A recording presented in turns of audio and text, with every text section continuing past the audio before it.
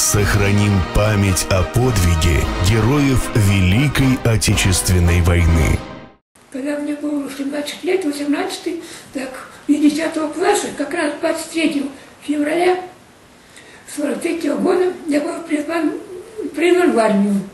И нас, как почти среднее образование, направили в военное училище, корпус Луков, второе Астраханское военно-пехотное училище. Вот мы там проходили военную подготовку, там занимались 5 месяцев.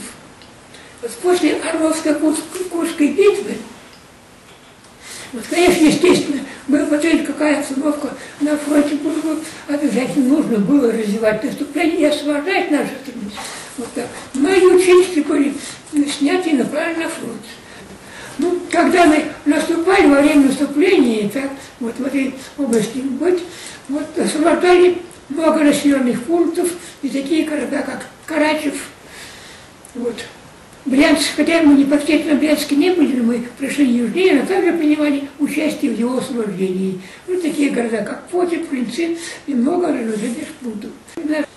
Вот, ну, мне вот молодежи поставили, вот, чтобы на наблюдательный пункт, чтобы постоянно наблюдать за немецким передним краем.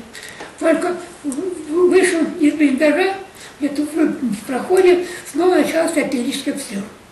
Я где-то вот пригнулся, чтобы предохранить это, сколько пока обстрел. Вот. Через какое-то время, я не помню, был оглушен, потерял сознание, так, поскольку там очнулся, так, и смотрю, чтобы левая сторона груди, у меня, видимо, там на него упало бревно, что ли, вот так, вот, левая рука вся посинела, ничего, сильная боль, не движется, ничего не могу у него подвинуться.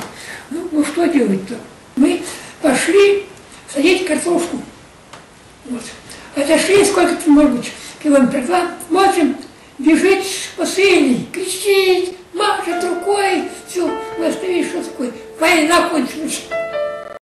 Сохраним память о подвиге героев Великой Отечественной войны.